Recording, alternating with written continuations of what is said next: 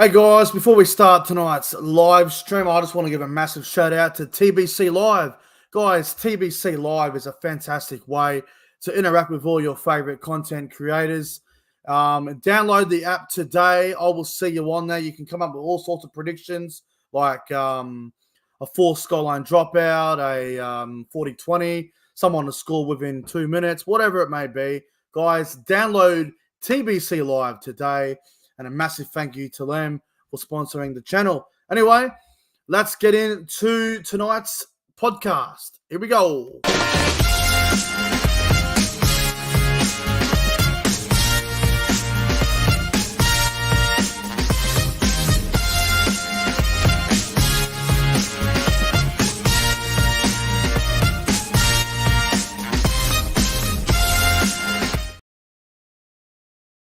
Oh, we're back. Welcome back to the YouTube channel, guys. My name is Nick from Australia. Welcome to the Nfa Podcast, episode number 8 for your Thursday night. It is September 26, 2024, 7:05 p.m. for your Thursday night. And as always, Warriors NRL Fanatics is here. Fanatics, how are you, my friend?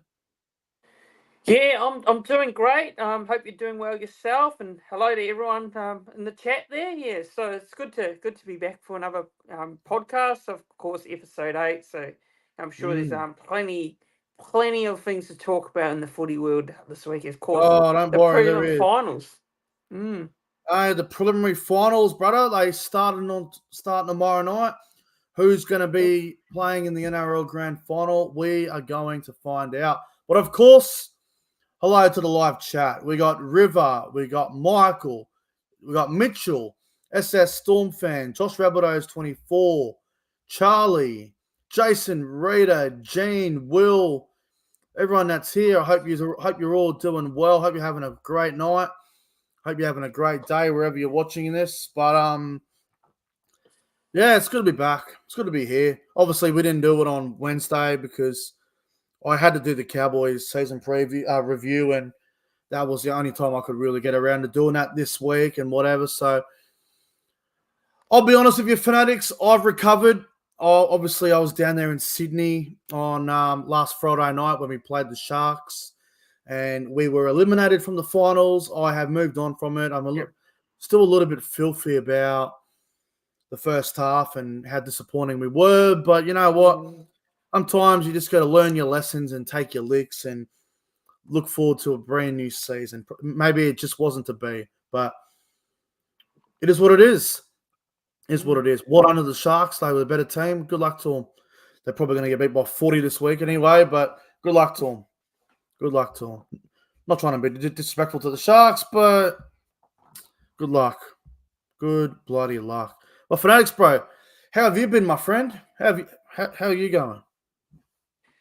Yeah, look, I'm doing all right. As you know, just enjoying the NRL finals and all the other sports that's been going on at the moment. And look, there's plenty going on this week as well with some of the other sports that are happening. But yeah, other than that, you know, doing well. You know, just getting through the week as usual. And you know, of course, just sitting back and enjoying the finals as a neutral watching, and you know, not having a horse in the race on who should go through. Look, I pretty much said it throughout the whole year that I think it'll be Penrith Storm Grand Final, and that looks likely at this rate. Unless there's you know, some upsets this weekend, which I don't know will happen, but we were hoping for upsets last weekend, and then it didn't bloody happen. Yeah, exactly. I thought the Cowboys and Manly were going to get up, and I was proven completely wrong. So you know, bit of a shame there. Real shame. Not to see the Cowboys and Manly go through, but hey, it is what it is. Congrats to the Roosters and the Sharks, and they're here again this week. It's really annoying when you watch a final series and there's always like, if your team isn't involved, you love an underdog.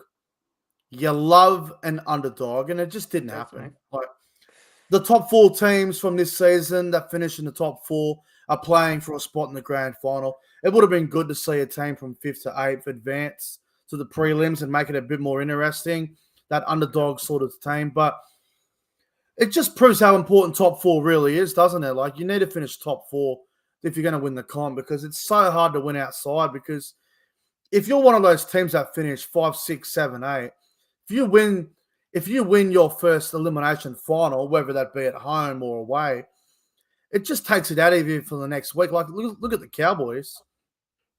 We put so much effort into that second half against the Knights up in town when we got it done. By the time we got to Sydney, everyone just looked flat. Everyone just looked buggered, and they missed the start. And then you're playing catch-up footy. So top four is important, Fanatics, isn't it? Yeah, it is very important because, if you look at the teams that are here this weekend, those are the teams that finished in the top four. So you look at last year, the exact same thing happened. The teams were in the top four made the prelims. The last team to miss the top four and make the prelims was Souths in 2022. Yeah. So, yeah. Anyway, let's move on, man. Let's get into the show, man. We've got a little bit to go over tonight, and we're going to start off with the Kangaroos. The Kangaroo squad has been announced for the Pacific Championships that are coming up in a few weeks. I'll get the squad for everyone. I've got it here somewhere. Right, here it is. So the Australia squad, I'll go through it. So you got Cameron Munster, Xavier Coates, Harry Grant, Nathan Cleary, Dylan Edwards, Isaiah Yeo, Liam Martin, James Tedesco, Connor Watson, Angus Crichton, Lindsay Collins, Robson, Cotter, Dearden, Nanai, Burton, Carraz, DCE, the Turbo Brothers, Best, Ponga, Hudson Young, Hammer, Ben Hunt, Zach Lomax, Staggs, Carrigan, Barnett, Murray, and Mitch Moses. So, Carraz pulled out today, I think, due to injury. Ponga we'll get to in a little bit. But what do you make of the Kangaroos squad for the Pacific Championships? Look at the squad. I think I'm not too surprised. With those selections actually, and I know there's a bit of talk around Ponga. There's a bit of a debate going on around Ponga. We'll get to that in a bit. We'll get to that real soon. Yeah. I mean, it's a strong squad. It's still a strong squad for Australia. Australia's got so much depth that they can call upon, and Moses going to get an opportunity to start for Australia? He hasn't played since State of Origin 3, so it's a long time. Yeah, it's a long time out, so he should be fully recovered from his injury that he suffered during the year. So I think maybe there's a possibility we might see him in the starting line. I don't know about Nathan Cleary because there's talks that he might get surgery after the finals. So I don't know if he'll actually play. That's Well, I think what you'll see, see a fair few of these players pull out due to injury. Yeah. I believe Cleary and Edwards are both getting surgery in the off season. I'm not sure what the stats are around. I'm not sure what the status is around Tommy Turbo. There was rumors he was going for surgery, but I heard a rumor that they're going to put it off. So I guess we'll find out in coming weeks. Whoever's healthy will probably get the nod. But do you think the Kangaroos need to go with a different approach, considering the last time we played was against New Zealand in the Pacific Championship final last year, and New Zealand won, was it 30-0, whatever it was? Yep. So do you think the Kangaroos need to go with a different approach? Look, of course, as a Kiwis fan, I was pretty happy with that result last year. Yeah. I'm stoked with it. I didn't expect 30-0. I really didn't not expect that scoreline. I know some people said Australia weren't at full strength going into that game, which, they had some outs. They had a few players playing out of position. They had Edwards playing on the wing, which was, don't talk to me about that decision. Yeah. It was crazy. It was crazy in itself. But I think Australia are going to be wanting redemption. They're going to be looking for redemption this year. And Mal Meninga won't be forgetting that loss. You'll take it personally. So apparently, apparently was still upset about it too during the off season. So wouldn't So he should. surprise me. So he Yeah. should, man. Like he's the coach of the Australia Kangaroos. He should have took that loss personally. Mm. And I think if Australia played New Zealand, which is going to happen at some point, I'm sure of it, Yeah, it will be. they will take that game very personally. I'm sure. But do you rate the squad? Do you think it's a good enough squad to beat New Zealand? Yeah, it's a very good squad. I'm happy to see Mitch Barnett. So I'm gonna give a big shout Yep. out to Mitch Barnett because of course as a Warriors player and as a Warriors fan, I'm happy to see him get selected for the Australian squad, and I think it's well deserved. What he did in State of Origin for New South Wales this year, and he Yep. belongs in that arena as well. So it's good to see him get selected for the Australian Kangaroos squad and as a whole. I like the team. I do like the squad for Australia. They've got some good talent there. The likes of you know Mm, you so have much Burden class. and Carraz. Carraz is an interesting one actually. Karat pulled out today. So he's out. He's ruled He's out. got All he right. got injured. Yep. Apparently, he's got an injury. Yep. Okay. Now, Yep. I'll ask you this: do you think there's anyone that was a little bit hard done by to not make the squad? Um. I'll give you Oh. one. I'll give you one. Yep. Cameron McInnes. Oof. Yeah. Yeah. Very hard Could done see by. I it. think he should have been in the squad. Whether he plays or not, I don't know. He should Yep. have at least been in the squad. Like I think it's a little bit disrespectful Yep. to not have him in there. I mean, it's crazy Mm. to think that not one Cronulla Sharks player, a team Oh. that made top four, not one of their players could make the Australia squad. That's crazy to me. Mm. I think McInnes hard done by, to be honest, bro. A little bit hard done by. But Yep. anyway, moving on from the Kangaroos to a topic that involves the Kangaroos, Kalen Ponga. A lot of people are tired of hearing about it, and don't worry. Me and Fanatics are that sick of it. We didn't even want to talk about it on the show tonight, but we're going to Yeah. because it's a major talking point. So Kalen Ponga removes himself from international selection. This has brought a lot of people. I mean, the media are having a ball with this. So let's just. What I'm going to start with: the Newcastle Knights put out a statement Tuesday afternoon, and I think the Knights shouldn't have done this. They should have just said Mm. that Ponga's injured and he won't be available. But they didn't say that.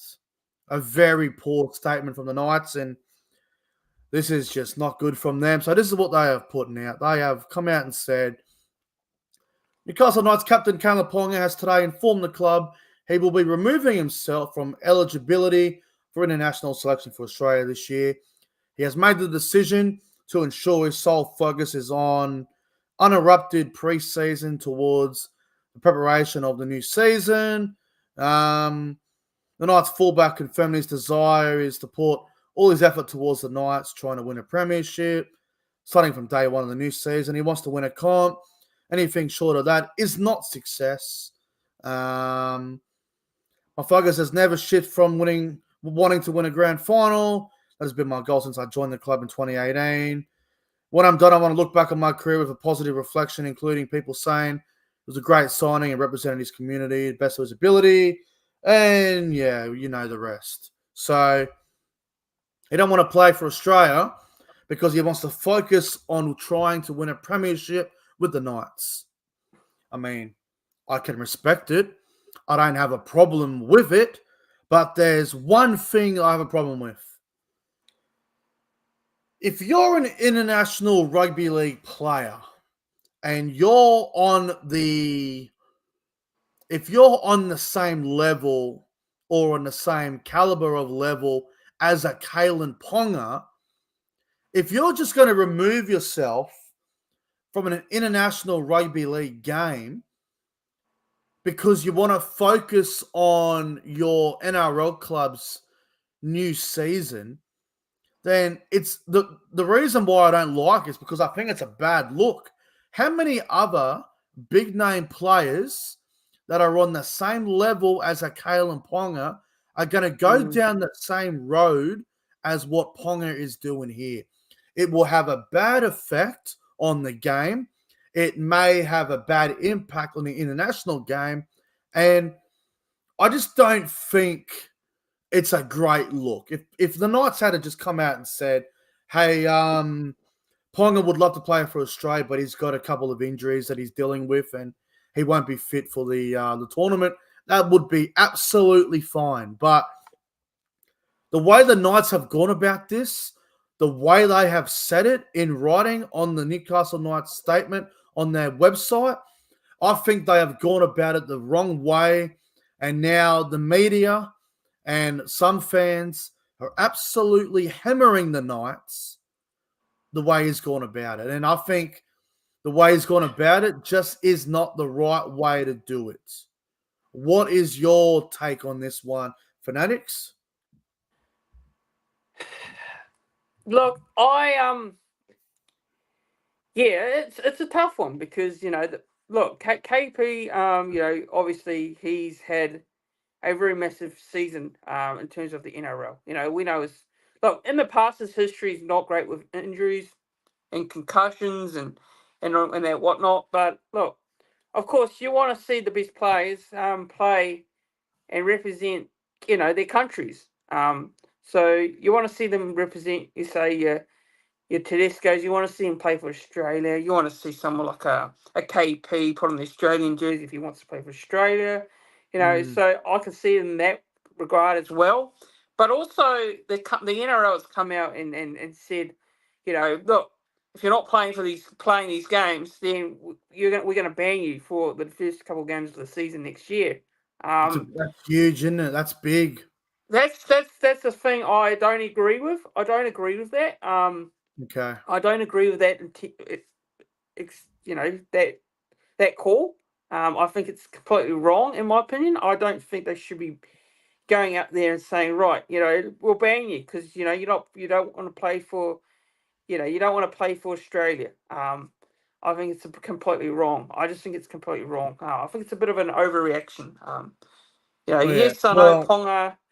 You want Ponga to play for Australia. I get that. I understand that, but have the NRL in the past done this before? No, I don't think they have. I think they've suddenly changed I their know. stance. Yeah, I haven't seen them. Suddenly they've changed their stance this year. If they wanted to do this, they could have done this a couple of years ago. But suddenly Well, they've changed what their mind. I Yeah. found out that apparently there's a contract in place with NRL Mm, players. If you're not, if you're fit and you're eligible to play, then apparently you have to play. Apparently if you're selected and you pull out and you're not injured, apparently you're breaking the contract rules. That's what I found out today. So I see where you're coming from, and you're 100% correct. But this is my problem. If you're gonna have all these quality players like Kalen Ponga pull out on the kangaroo jersey, then so many other players might do the exact same thing. And then by the time we get to game day, we're going to have guys that are not on the same level of quality as Kalen Ponga, Dylan Edwards, James Tedesco. With all due respect, we might have a lower tier fullback playing for the country, which would bring less interest to the match. That's why we need these high quality players in the side. We need as many as we can get. If they're injured, then it's an unfortunate situation. But it's just a terrible look. Like, what's going to happen if Ponga's out? What if Edwards is out? What if Tedesco doesn't play? What if we have to pick the fifth or sixth best fullback?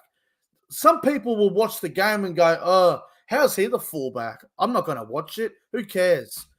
We need the best players available to be playing. So I know you said it's ridiculous to ban him, and it might be, but I think he's going to get a fine for it if he doesn't play.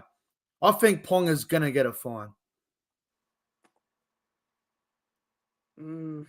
This is where I don't agree with it. Yeah, look, I don't know. I just, it feels like, you're playing a whole season in the NRL. And look, I think the NRL has sort of got this wrong with the scheduling of this, You're right. You're right. Let me Pacific interrupt you Premiership because I want to tell you this. Let me say this. So basically, the rule is now with the new CBA, NRL players have to have a minimum of 8 weeks off. If you play in the Pacific Championships, I think the grand finals November 10. You have to have 8 weeks off from there. So realistically, you're not going to be back until preseason training until the first or second week of January. Because you got November 10, so you go that 3-week period, and then you got all of December off. You're not going back to preseason until probably the second week of January, which means you only get a 6 to 8 week preseason for the new NRL season. So you're right. The scheduling's cooked.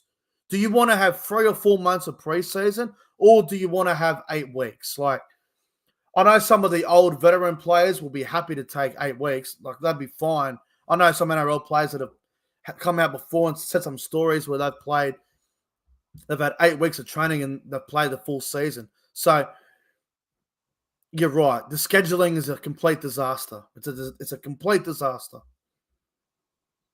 So, I can understand where Ponga's coming from. I can understand where anyone's coming from, but it's just getting. Do you want the international game to be successful or not? It's such a tough problem. Like, you want player welfare to be good. You want your body to be good. You also want the international game to be at its best. You want everyone to be happy. You come back from preseason training and you fucking missed 8 weeks. You got 6 weeks to round one. You're going, oh my God, I'm so far behind. It's such a shit show. Such a shit show. Anyway, let's move on from the Kangaroos and let's go on to some, sad news for me. And Cowboys eliminated, and obviously Manly got eliminated last week as well. Fanatics, we said on the podcast last week that Cowboys, and I think, did you go Manly? I did, yes. We both went Cowboys and Manly, and they both got beat, and they're both eliminated. We'll start with the Cowboys. Obviously the game, we're not going to talk about the game, but what'd you make of the Cowboys season? Do you think it was a pass mark? Look, I thought the Cowboys did well for what they produced. Obviously, during the season they're a little bit up and down at some stages, and then came home strongly. Finished the season off well. They finished in 5th. So I'll say this season you put it down to as a pass mark. Obviously, the thing is, I thought the Cowboys could get to week 3 of the finals. I don't think I probably would have gone any further, to be honest. But yeah, look, I think it's a good season for you guys because if you finish in the finals, you finish 5th, you get to week 2. That is a pass mark for the Cowboys. No doubt about it. With the squad you've got, you've the talent, the players, Origin players as well. I consider that as a good year. For me. I think with us, like, we had 5 or 6 Origin players. I think we had the most in the NRL. If we don't get top 4, then second best option would have been 5th or 6th. And then you'd want to make the prelim with the squad we got, but at worst, you'd be out week 2 of finals. So worst case scenario, we got knocked out in the second week of the finals. It happens. It's unfortunate. We are losing a lot of quality next year, a lot of experience, I should say. Val and Chad and Felt and Finny Filiaki. So next year is going to be a different year for the Cowboys. Hopefully we're in the top 8 again. I think we will be. We've got enough quality to be there again next year. It's just a matter of how good are we going to be. Are the young kids ready to step up and take that next step forward? But overall, I think it was a pass mark. We come 5th. We won a finals game in Townsville, and then we played the Sharks, and unfortunately we got beaten. But that's just how it goes. That's just how it bloody goes, man. Now, what about Manly? But would you say Manly's season was a pass mark as well? Yeah, look, I think Manly can be Manly fans can be proud of their season. If you look at it as a whole, because there's some of those games which I think maybe let them down in terms of you know missing out on that top four. They could have made the top four if it weren't for those losses against the Tigers at home, which they had a big Yeah, lead. There's some games this year where I looked at Manly and they had some big leads and they let them slip. So that's probably the only disappointment for Manly fans is, they had those games. They probably could have won those and who knows, maybe in the top four. yeah. But look, other than that, Manly should be happy with their season. Obviously, winning that first week of finals, beating the Bulldogs, I think that probably was their sort of grand final in a They way. came back from 10 in Yeah, that game as well. They were down yeah, 22-12. exactly. So they had to work. They had to work themselves out of a bit of a hole and a tricky situation to get back in it, and then of Well, course win the game in the end. So I said this all season. I said mm, Cowboys and Manly are very similar teams. They can yeah, both score points from anywhere on the park. Defensively is what their Achilles heel was. And what Manly's biggest problem was they couldn't hold on to a lead to save their lives. And the Cowboys, well, they just gave up too many leads and they had to yeah, try and come back, and a lot of times this year. So I think they both had similar years. Yes, the Cowboys come fifth, Manly comes seventh, but both had a very similar sort of season. Some great moments, some really bad moments. I think it would have been great if Cowboys and Manly both had got to the prelim, and that would have been the ultimate pass mark and probably a successful season. But it just leaves a bit of a sour taste in your mouth knowing that Cowboys got knocked out in week 2 and Manly as well. I thought Manly would have beat the Roosters last week with who was out for the Roosters, but that's just how it goes sometimes. That's just how it goes. But overall, definitely a pass mark for both teams. Definitely. Now, let's get on to some news about Josh Addo-Carr. He is apparently set to be a free agent. Now, from what I understand, the Bulldogs are shopping Addo-Carr around, which means they're probably going to let him go anyway because of that whole failed drug test, whatever it was, roadside. Now, Addo-Carr, I don't think he will have much of a problem getting another NRL contract. A lot of clubs will be interested in him. From what I understand, the Dragons and the Eels are already very interested. The Dragons apparently offered Ravalawa for Addo-Carr, which is kind of a bit of a rip-off, to be fair. But where do you think Josh Addo-Carr will end up? yeah. I'm not entirely sure, but if I was to guess what sort of club would go after him, you'd say like a Dragons maybe. It wouldn't surprise me if they went after him. Of course, they've lost Lomax. Dragons makes sense, doesn't it? Yeah, Dragons will probably make more sense to me. I think maybe there's probably a real possibility it'd be the Dragons because I can't see any other club that would need a winger right now, just looking at it. Well, if you just look at the Dragons, right, they got Sloan at Yeah. fullback. They Yeah. got Val and Suli probably in the centers. Mm, They got one of the Figai brothers on one wing. yep. If you add Addo-Carr onto the other wing, your back line's pretty much completed. You're just going to work out the rest of your side. Like, if Addo-Carr went to the Dragons, their back line would be pretty much complete. But then you look at Parramatta, you're probably looking at Parramatta saying you're going, right, you got probably Gutherson and Penasini might be the centre pairing next season. Simonson will be on one wing. You got that, what's his name? I think Isaiah Ilongi's going to be the fullback. Parramatta have got an open spot on the wing there too. So Eagles and Dragons are both really good destinations for Josh Addo-Carr. But I'll tell you a club that I think would be a good fit for Addo-Carr. I know a lot of people are saying South because of the Latrell Mitchell connection there. But Yep. A team that I think Josh Adokar would fit into really well that no one is talking about is the Knights. Well, Imagine Bradman Best right next to Josh Adokar on that left side. And then you had Dane Gagai on the right with Marju. Like, that's a very good back line. Ponga at fullback. Like, I'm not sure if he wants to leave New South Wales or not, or leave Sydney, but Josh Adokar at the Knights, that would be almost the perfect signing. Yeah, the Knights. It'd be a good quality signing for the Knights because the Knights. I think the Knights have got a very good side at the moment, but it'll definitely add to their backline because I feel like this year they really missed Dominic Young. They did miss that speedster, didn't they? Yeah, they missed that speed on the other side of the field. So I think an added car would add plenty as well, and being alongside your likes of your KPs and that.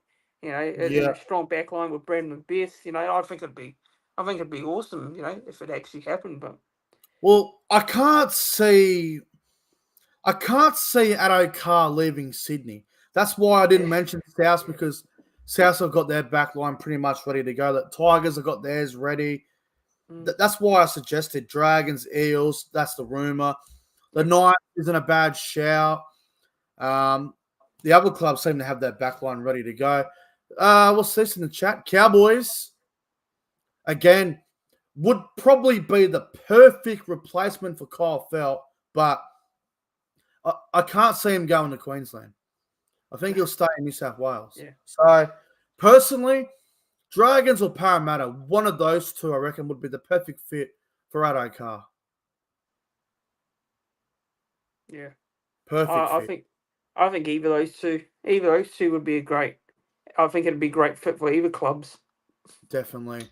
All right, moving on. Bit of talk over the weekend about the performance of Braden Trindle in his semi-final dominance against my Cowboys, and a lot of media have been talking about it. What is Braden Trindle worth? What is Trindle worth on the market right now? Fanatics, what do you think he's worth? I'm going to say around about 450k to 500k at max. Okay.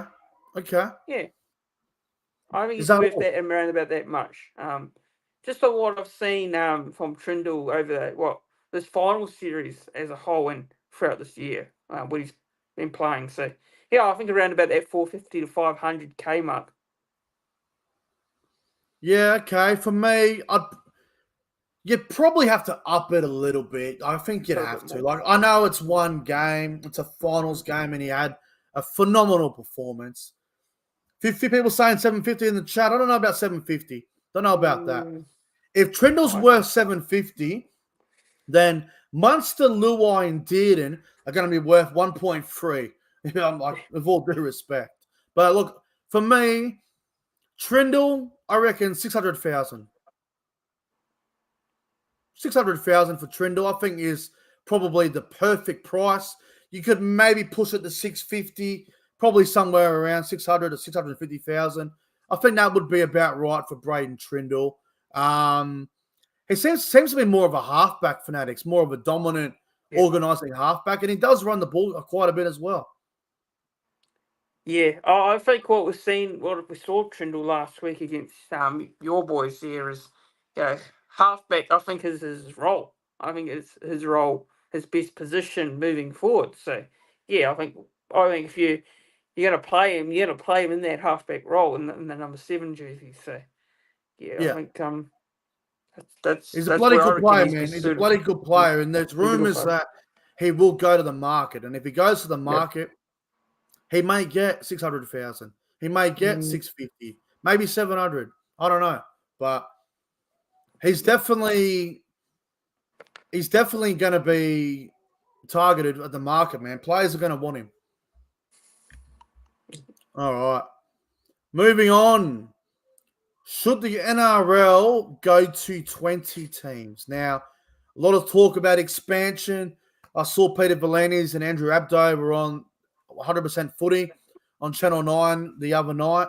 I believe the Western Bears is just almost a done deal. They'll be the 18th team. Then there's rumours that Papua New Guinea will be the 19th team, and then the 20th team's either going to be in New Zealand or it's going to be in Queensland, probably Brisbane. But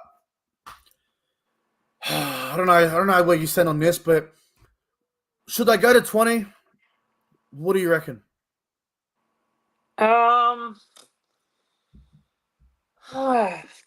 this is an actual tricky one. I'm a big fan of expansion. I love to see another team add to comp. I mean, like I say, not North Sydney Bears, sorry, the Perth Bears or the Western Bears or whatever you want to call them. You know, I'd like to see them included, and and another New Zealand team as well. And a second New Zealand team would be great to see.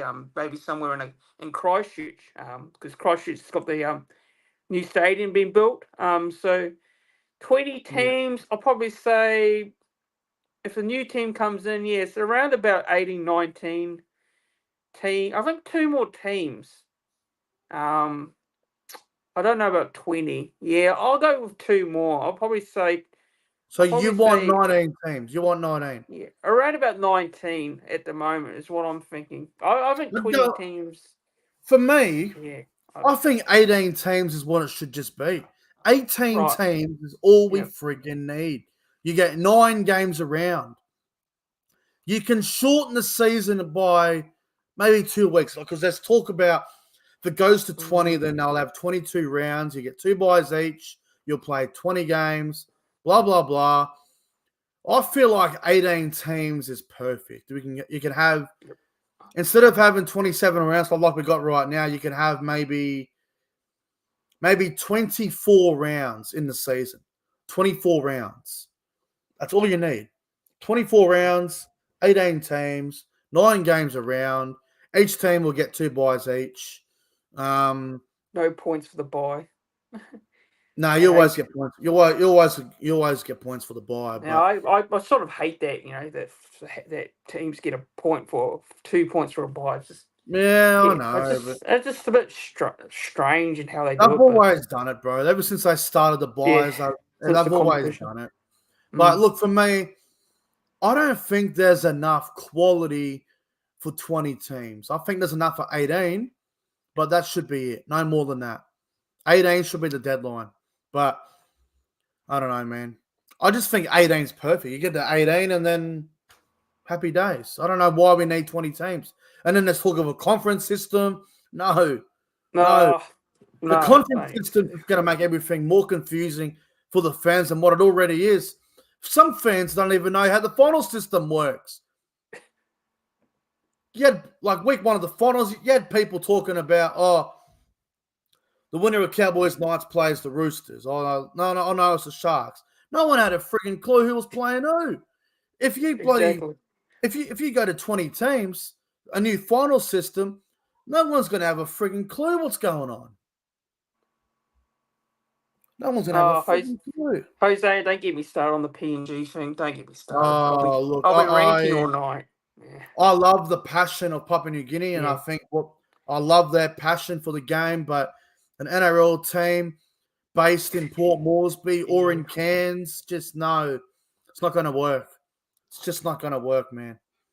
Just bring in this Western Bears Perth team, and then that's it. No more. That should be it, man. But we'll see how it all goes. Now, moving on, let's talk about the prelim final games and give out our tips for the weekend's games. And we start off with Friday night, tomorrow night, man, in about 24 hours from now. We have an absolute blockbuster preliminary final to look forward to. We've got the Melbourne Storm taking on the Sydney Roosters from Amy Park in Melbourne, 7:50 tomorrow night. Melbourne Storm, they are favourites at $1.30. The Roosters are at $3.60. Not many people are giving the Roosters a chance, and it's understandable why, considering there's no Brandon Smith, no Sam Walker, a couple of big outs there. But can you see the Roosters being any chance at all? If you had to pick a game this week in terms of which is going to be the more competitive out of the finals, it's probably going to be this one. Yeah. I think it's going to be this one more than the other game, which is Penrith and the Sharks, which we'll get to soon. But can the Roosters do it? Look, I think it'll be tough. It'll be a tricky task going up to Melbourne to take on the Storm, and I know I think it was a couple of years ago they came real close to beating the Melbourne Storm. Actually, and Melbourne scored a try. Last year in the semi-final. Yeah, so the Melbourne scored a last-minute try, I believe. There was 2 minutes to they go. just go to the line. Warbrick with 2 to go. Yeah. Yeah. So look, I mean, anything's possible for the Roosters but they've got to play. Well, you've got to be at your real best to beat Melbourne. Everyone knows You've got to that. be your best. Yeah. You've got to be your best. You can't, make mistakes. You can't give away penalties. You have to start well as well, which is really important against the Melbourne You've got to Storm. start well. Yeah.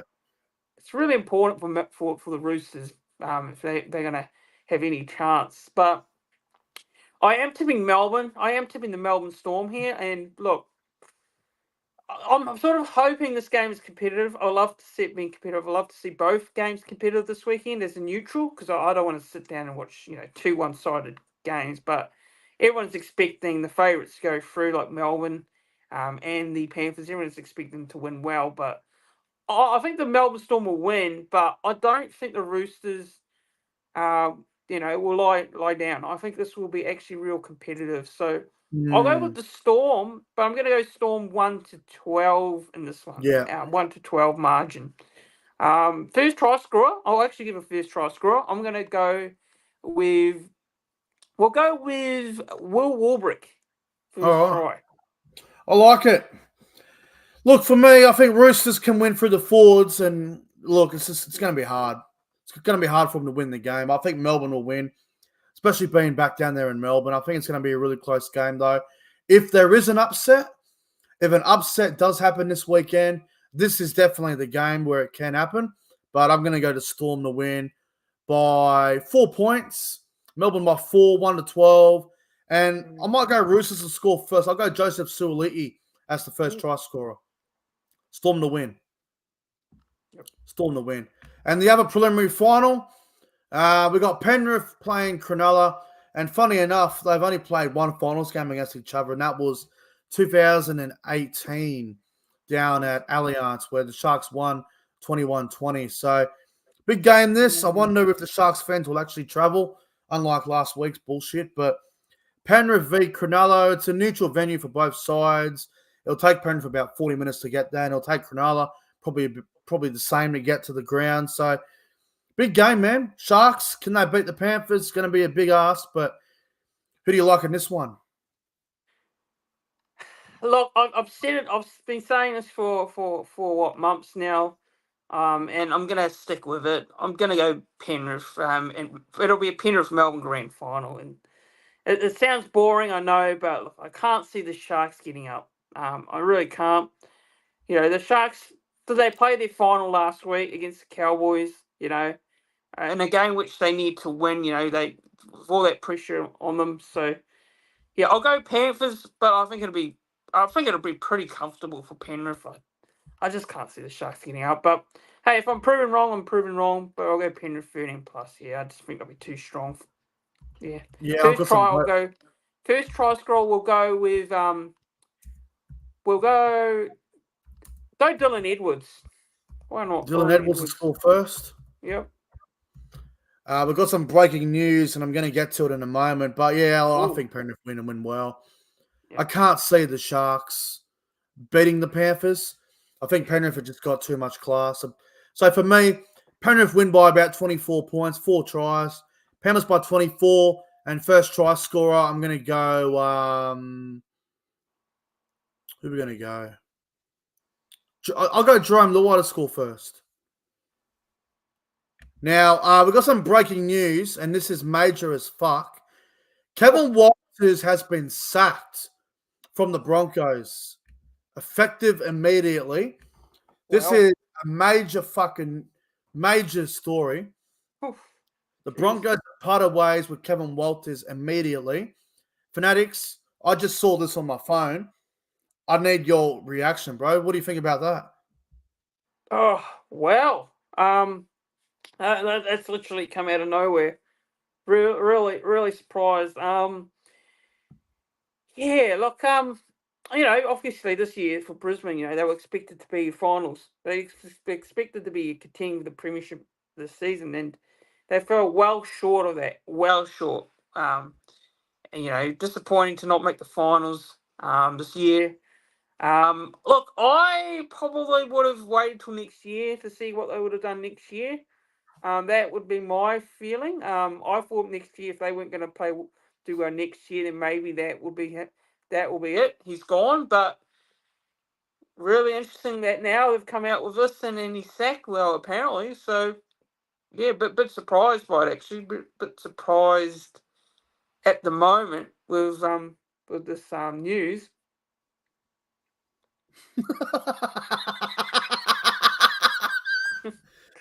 The Broncos are in fucking turmoil, and I love to see it. Yeah. I love to see it. What a fucking absolute disaster for them, though. Like, they finished second last year, made it to the grand final, choked a 16-point lead with fucking 15 minutes to go, and they lose the grand final in absolutely heartbreaking circumstances, and then they go from second to 12th. They completely missed the top 8, and now they've sacked the coach. Goodness me. Crazy. Who the hell is going to take over now? Like, they just signed Trent Barrett as an assistant coach. Poor Trent Barrett. Now, you can be critical of Trent Barrett all you want, but the poor bastard went up there because of Kevin Walters. He won't even have a reason to go up there. Now he's been offered a job and he's took a job. He won't even be there now. So, what a complete disaster. Now, if the Broncos were going to sack him next year because of a bad start, then it's probably best to do it now. But my God, what do they do now? I don't know. I just think this is a bit, bit odd just to do it right now. And they made a grand final. If you're gonna sack him, you'd rather do it now before preseason begins. I think if you're gonna sack him, you sack him right now. Because imagine we got to round 10 next year, right before Magic Round, the Broncos could be, I don't know, they could be 3-5 or 3-6, not going great, and then they sack the coach, saying their season would have been completely derailed. So I think it's smart to do it now if you're going to do it at all. Big call, but big call. Jose's just saying hi, Jason Demetriou, JD. Who the hell's going to take over though? That's the real question. Jason Demetriou. I reckon Justin Hodges might be a smoky. I know he's been doing a bit of coaching, and I think for the women, or might be like lower grades. I don't know, but what a disaster for the Broncos. What a disaster. Anyway, that's a surprise, man, and I guess we'll see how that goes. Shocked. Yep. I guess we'll see how that goes over the coming days and next week, whatever. We might touch on it more next week, but Fanatics, that's us done for the night. Appreciate your time, bro, and it was a good show tonight. I really enjoyed it. Yeah, great podcast. Thanks, good to be on. Bit of a big news story there coming at the end. Yeah. But yeah, massive news there. But yeah, it's good podcast. Thanks for having me on, and worries. good luck to those teams in the finals this week, trying to play off for our spot in the grand final, and maybe the best team win regardless. That's it, bro. Anyway, guys, we'll be back next week. Anyway, episode 10 next week. It's episode 9 next week, sorry. Make sure to tune into that. Thanks for watching. Like and subscribe to the channel. If you haven't checked out Warriors NRL Fanatics YouTube channel, make sure you do. And shout out to TBC Live as well for sponsoring the channel. Anyway, we're out of here. Enjoy the rest of your Thursday night, and I'll see you guys tomorrow for the Storm Roosters preliminary final review. Anyway, take care, everyone. Have a good night. See ya. Good night.